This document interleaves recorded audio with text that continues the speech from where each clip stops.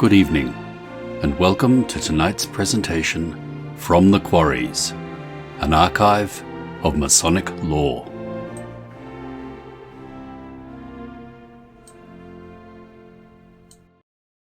Mozart's Masonic music stands as a testament to the composer's unwavering devotion to the lodge's moral and spiritual principles.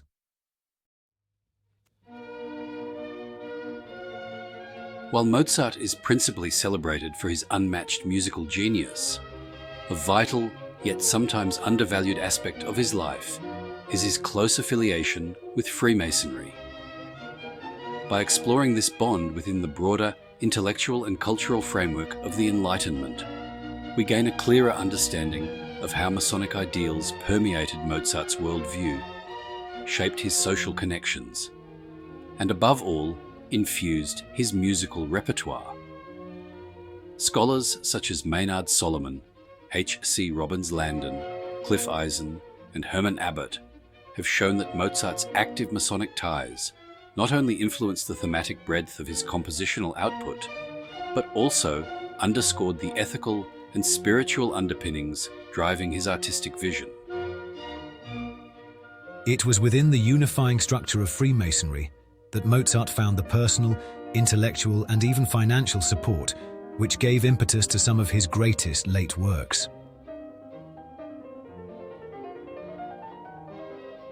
In order to grasp the significance of Freemasonry in Mozart's life, it is crucial to situate him within the intellectual milieu of the 18th century Enlightenment, a transformative movement that swept across Europe. Enlightenment thinkers, chief among them Voltaire, Rousseau, and Diderot, called for a break from entrenched structures of authority, monarchical, ecclesiastical, or otherwise, and advocated for scientific inquiry, rational debate, and individual autonomy. Noble patrons, urban elites, and members of the rising middle class gathered in salons, coffeehouses, and academies, fostering a climate receptive to both philosophical dialogue and artistic experimentation. It was in this atmosphere that Freemasonry flourished. Despite being secretive, Masonic lodges drew on Enlightenment ideals by promoting brotherhood, tolerance, and moral elevation. Although select lodges remained exclusive in certain respects, they were relatively egalitarian spaces where artists, scholars, nobles, and merchants could congregate as equals. Freemasonry embraced core Enlightenment principles, chiefly the pursuit of knowledge, the supremacy of reason, and the betterment of society, thus presenting a compelling alternative for those, like Mozart, who found themselves questioning the rigid hierarchies of 18th century life. Freemasonry gave Mozart a framework for both personal fellowship and creative exploration, influencing some of his most profound works. Born on January 27th, 1756, in Salzburg, then under the jurisdiction of the Prince Archbishop, Mozart exhibited extraordinary musical aptitude from the outset. His father, Leopold Mozart, a well-regarded violinist and composer, recognized his son's promise and organized extensive tours through the leading courts of Europe, including London, Paris, and various German principalities. These tours were not merely venues for showcasing Mozart's youthful virtuosity. They also exposed him to major philosophical currents of the time. He frequently performed at salons where contemporary debates on politics, science, and religion were as prominent as musical performances, thus broadening his intellectual horizons even as a child. Mozart's engagement with Freemasonry gave his music a symbolic dimension, linking his artistic expression with a vision of universal brotherhood and moral striving. Mozart's official relationship with Freemasonry began on December 14, 1784, with his initiation into the Viennese lodge Zur Wohltätigkeit, Beneficence.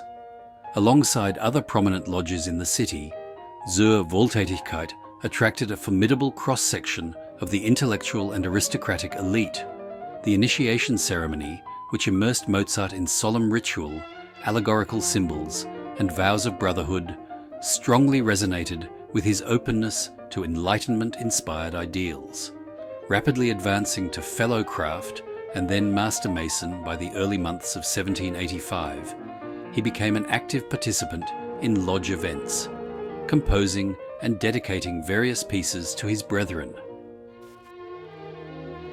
In the vision of equality and mutual aid that Masonic practice offered, Mozart found a deep parallel to his own artistic ideals, which were already deeply imbued with Enlightenment thought. During Mozart's adult years, Vienna was emerging as a leading European cultural capital, straddling the line between traditional Habsburg orthodoxy and the reform-minded policies of Emperor Joseph II. Intellectuals, artists, and reformers gathered in salons and coffeehouses, sparking wide-ranging debates on music, science, economics, and social theory. Freemasonry flourished in this liberalizing environment, offering attendees the chance to network, discuss philosophical concepts, and jointly pursue philanthropic endeavors. It was in these circles that Mozart found many of his most significant patrons, collaborators, and creative partners, further embedding him in an enlightened and progressive social matrix. Masonry contributed not only to Mozart's creativity, but also lent him a moral and social grounding that resonated deeply in his later compositions.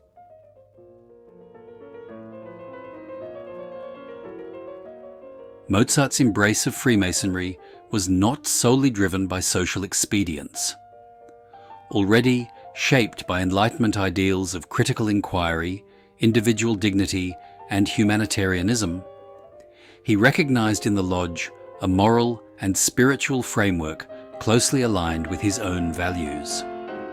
The promise of universal brotherhood, an ethos that disregarded rigid class distinctions, deeply appealed to Mozart, whose personal letters frequently reveal frustration with hierarchical society. Within the Masonic Lodge, acts of charity and mutual support were central tenets, mirroring the composer's eagerness to combine artistic goals with the broader ideal of uplifting humanity. Mozart's affiliation with Freemasonry was a logical extension of his Enlightenment sympathies, manifest in the cosmic balance and moral seriousness that underlie many of his late compositions. Mozart's membership in Freemasonry left a lasting mark on his musical output, both in overtly Masonic compositions and in more subtle symbolic gestures found across his oeuvre. Key elements included the use of E-flat major, a favorite Masonic key due to its 3 flats, echoing the number 3 central to Masonic ritual, the integration of fugal or contrapuntal textures as allusions to scholarly and spiritual questing, and the structural use of dark-to-light transitions that reflected initiation rites and the Enlightenment journey from ignorance to knowledge.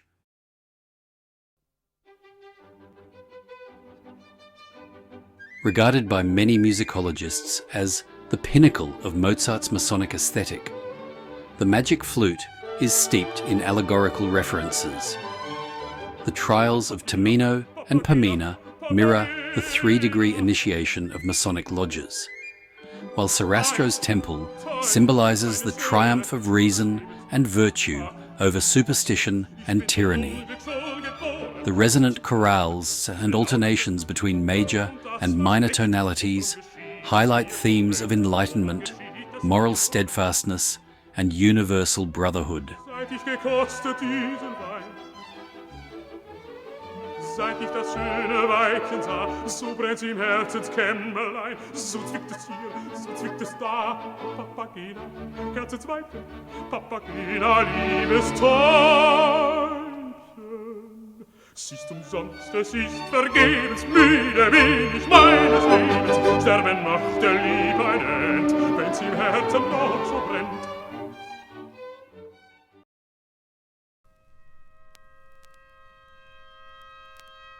Written in 1785 to honour deceased brethren, this work features low-voiced instruments like basset horns, creating a solemn, reverential atmosphere. Marked by a slow tempo and rich harmonic texture, it portrays the collective mourning and reflective dignity encouraged within the Masonic Lodge, where the spiritual bond among members extended from life into the acknowledgement of death and the afterlife.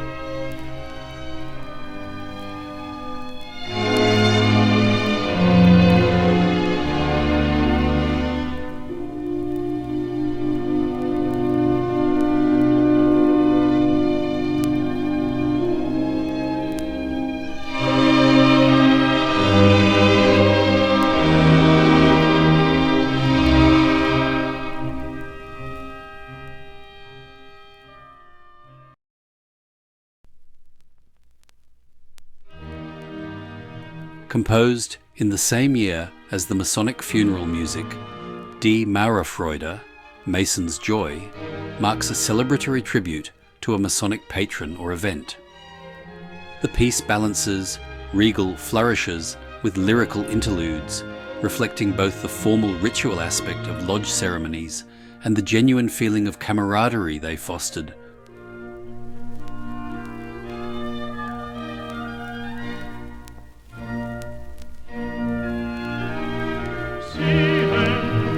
Dem starren Auge die Natur ihr Antlitz nach und nach enthüllt, wie sie ihm mit hoher Weisheit vorsehen.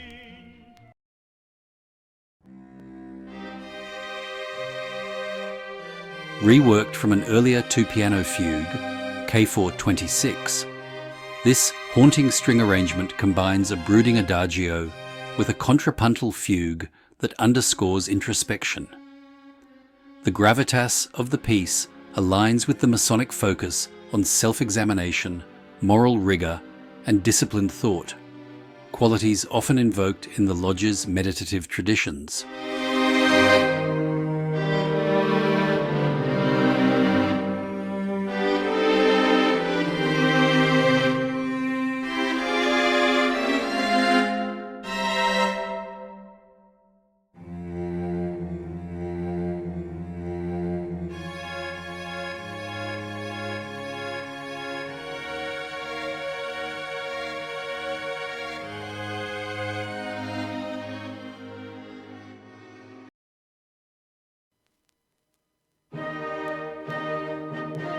The prominence of E-flat major, symbolically tied to the Masonic number 3, recurs in several of Mozart's works, revealing his fondness for weaving Masonic undertones into otherwise public-facing pieces.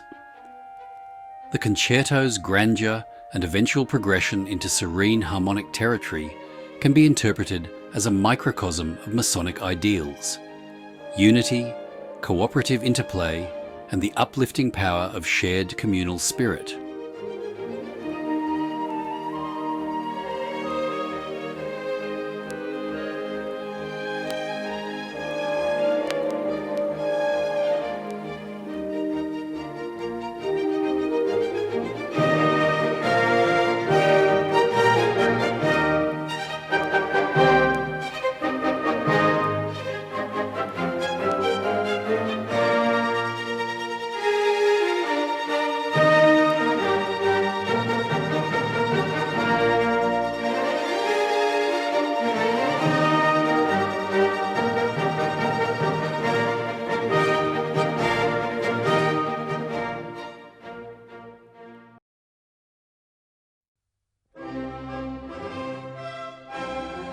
one of Mozart's final compositions, written in November 1791, Laut verkünde unsere Freude reflects the ongoing influence of Freemasonry even in his last weeks.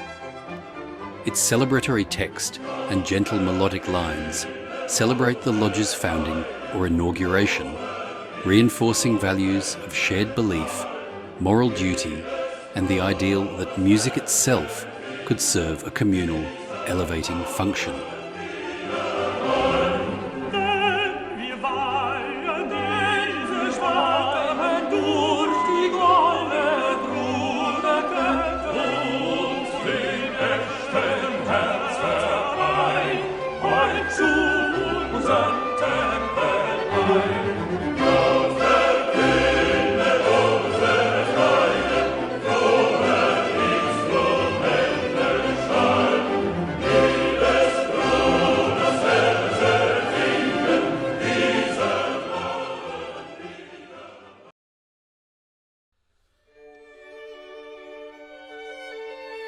Commissioned by King Frederick William II of Prussia, these quartets exhibit an egalitarian approach to texture and thematic development, allowing the cello equal prominence with the violin, a structural choice that resonates with the Masonic principle of equality among brethren.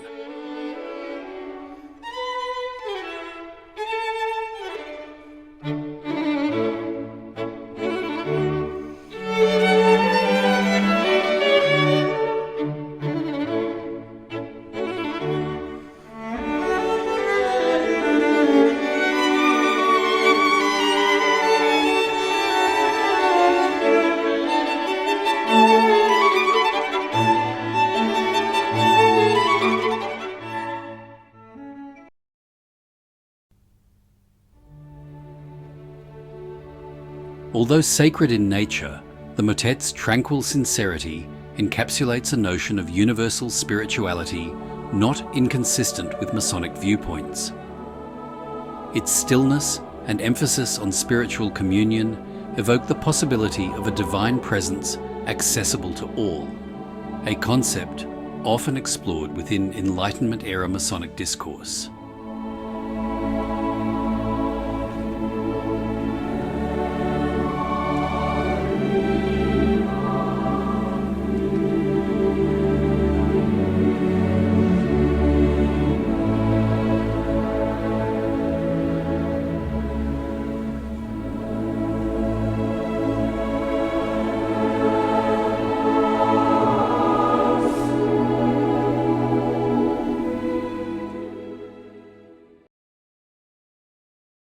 In works such as the Magic Flute, the composer cloaked Masonic symbolism in popular theatrical forms, thereby bridging the gap between high artistic ideals and public entertainment.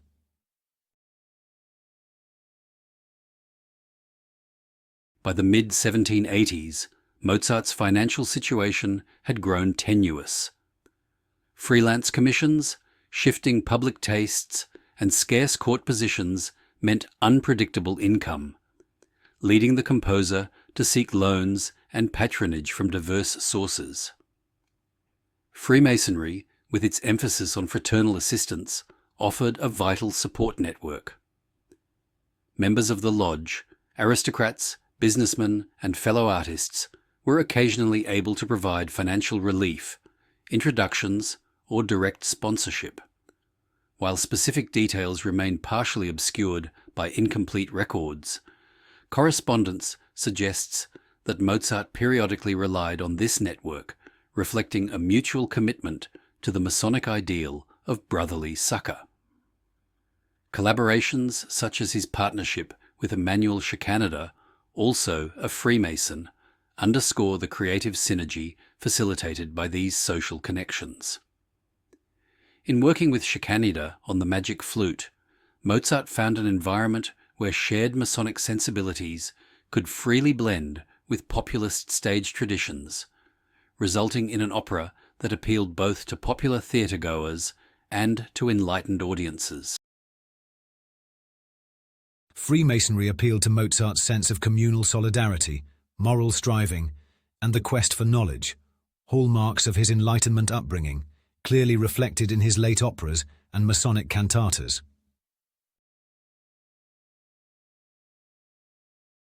Despite Emperor Joseph II's inclination toward Enlightenment reforms, Freemasonry remained subject to suspicion and official oversight. From Pope Clement XII's 1738 bull In Eminenti Apostolatus to subsequent papal denunciations, the Catholic Church remained wary of Masonic lodges as potential hotbeds of heresy or anti-clerical activity. Within Vienna, local church figures continued to see Freemasonry's secret rites and allegorical symbolism as doctrinally questionable, yet Joseph II's comparatively liberal stance offered Freemasons a measure of protection. Even so, the government kept a close watch to ensure these secret societies did not evolve into political threats, a constant balancing act between the Enlightenment impetus for intellectual freedom and the long-standing power of the Habsburg monarchy.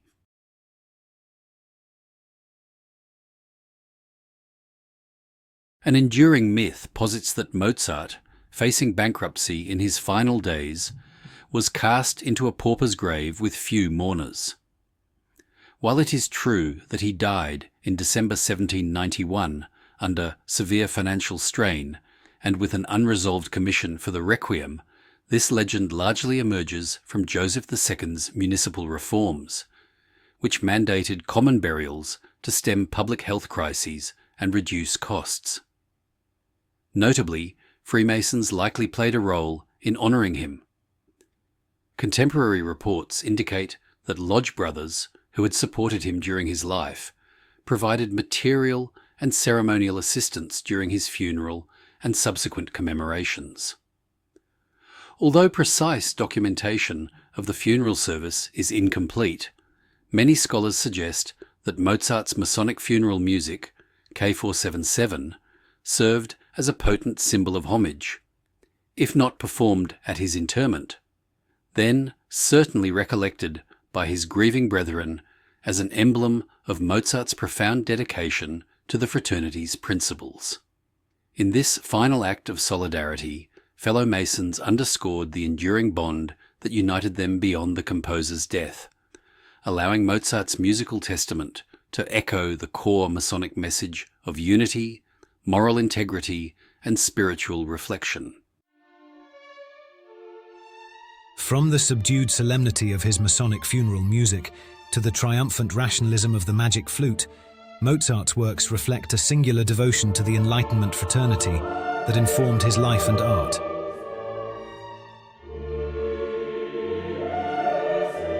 Mozart's active involvement in Freemasonry provided him with a philosophical foundation and a sustained wellspring of creative inspiration.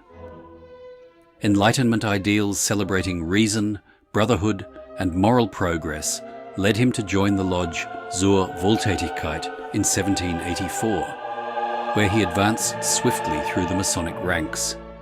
Though Catholic orthodoxy and governmental oversight cast shadows over Masonic practice, Mozart embraced the fraternity as a potent source of intellectual synergy and occasional financial relief. His music, from the Magic Flute, K620, to the Masonic Funeral music, K477, testifies to this essential fusion of ritual motifs, symbolic keys, and Enlightenment-inspired themes of equality, virtue, and the pursuit of wisdom.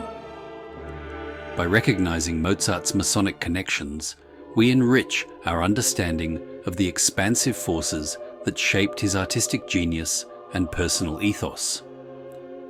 His compositions, when viewed against the backdrop of Enlightenment Vienna, reveal how he wove together universal messages of unity, moral aspiration, and hope in a way that transcends time and place. Far from a minor anecdote in music history, Mozart's affiliation with Freemasonry illuminates the dynamic interplay between an artist's deeply held beliefs and the enduring resonance of his masterpieces. As H.C. Robbins Landon aptly notes, Mozart's Masonic endeavours neither overshadowed nor sidetracked his art. Rather, They strengthened his conviction that music, philosophy, and compassion could share a single stage, elevating society as a whole. Through this lens, we see how Freemasonry became both a philosophical anchor and a creative catalyst, forever shaping the music that continues to captivate audiences over 2 centuries later.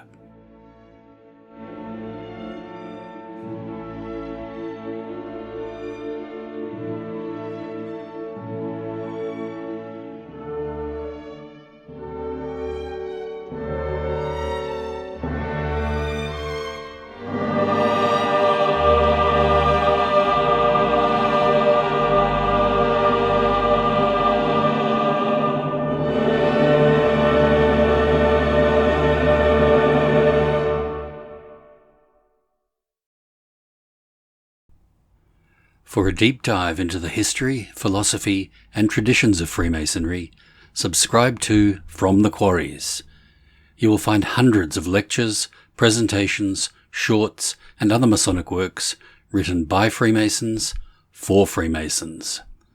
Visit FromTheQuarries.com or YouTube at From the Quarries.